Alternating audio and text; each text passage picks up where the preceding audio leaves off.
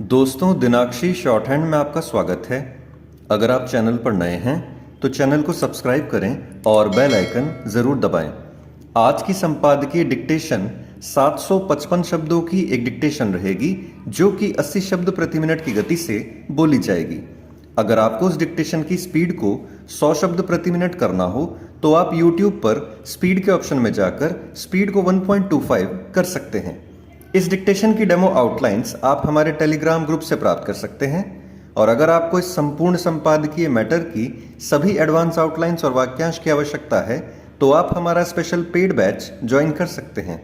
हमारे paid batch में दी गई एडवांस आउटलाइंस और वाक्यांश की सहायता से आप शॉर्ट हैंड को 120 प्लस की गति में लिखने में सक्षम होंगे। इस बैच को ज्वाइन करने के लिए आप डिस्क्रिप्शन बॉक्स में दिए गए मोबाइल नंबर पर व्हाट्सएप कर सकते हैं। तो चलिए डिक्टेशन को स्टार्ट करते हैं। डिक्टेशन 5 सेकंड बाद स्टार्ट होगी। Ready, start. सड़क हादसों को लेकर राष्ट्रीय अपराध रिकॉर्ड ब्यूरो यानी NCRB की रिपोर्ट चिंतित और साथ ही निराश करने वाली भी है। इस रिपोर्ट के अनुसार बीते वर्ष मार्ग दुर्घटनाओं में 1.5 लाख से अधिक लोगों की जान गई। इसका अर्थ है कि सड़क सुरक्षा सप्ताह जैसे आयोजनों और मार्ग दुर्घटनाओं को रोकने के अन्य प्रयास नाकाम सिद्ध हो रहे हैं, क्योंकि कुछ वर्ष पहले तक यह आंकड़ा 1 लाख मौतों के करीब था।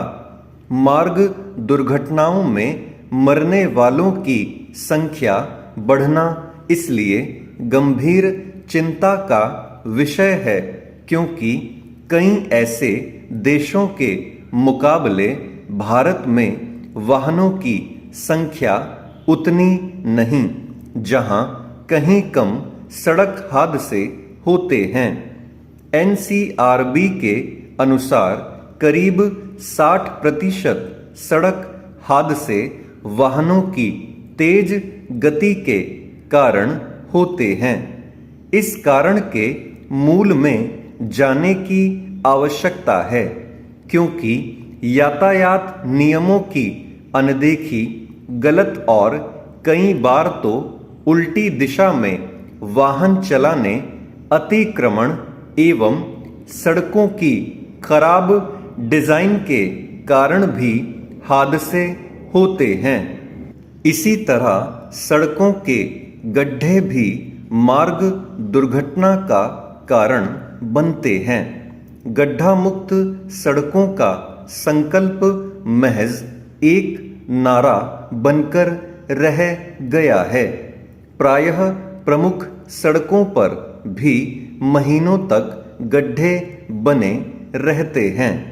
उनके कारण हादसे भी होते रहते हैं, लेकिन जिन पर सड़कों के रखरखाव की जिम्मेदारी होती है वे चेतते ही नहीं।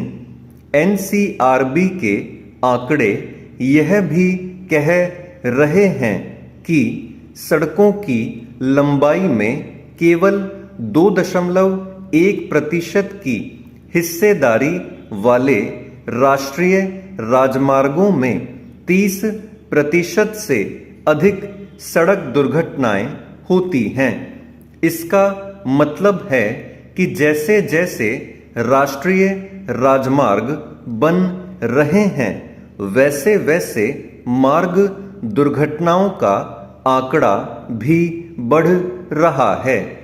ऐसे में यह आवश्यक है कि सड़क हादसों के मूल कारणों की पहचान कर उनका प्राथमिकता के आधार पर निवारण किया जाए।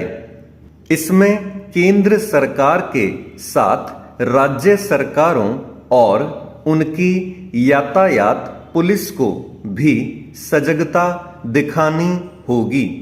इसके अलावा सड़कों के रखरखाव के लिए जिम्मेदार विभागों को भी जवाबदेह बनाना होगा। अभी यह जवाबदेही केवल कागजों तक सीमित है।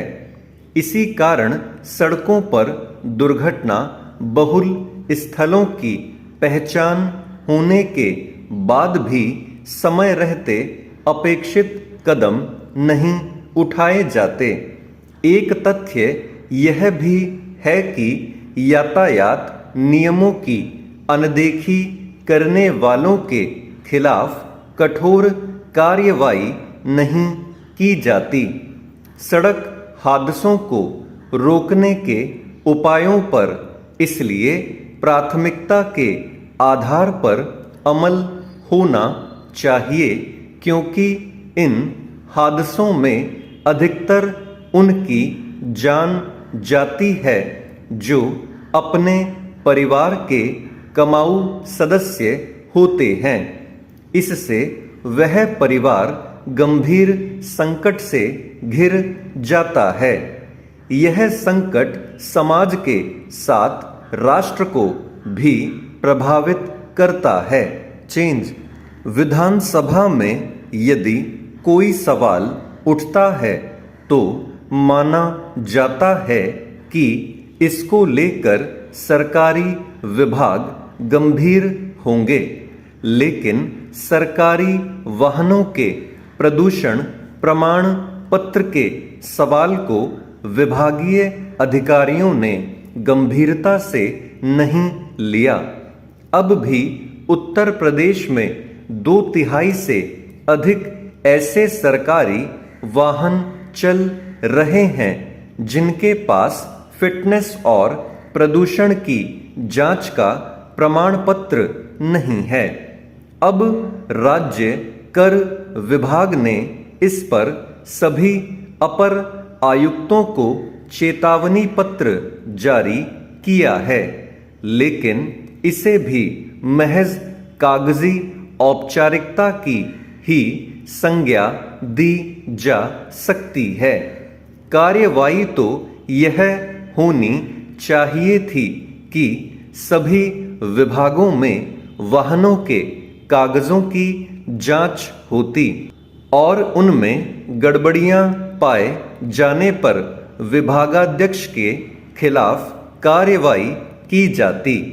सरकारी व्यवस्था में दोहरा मापदंड उचित नहीं है।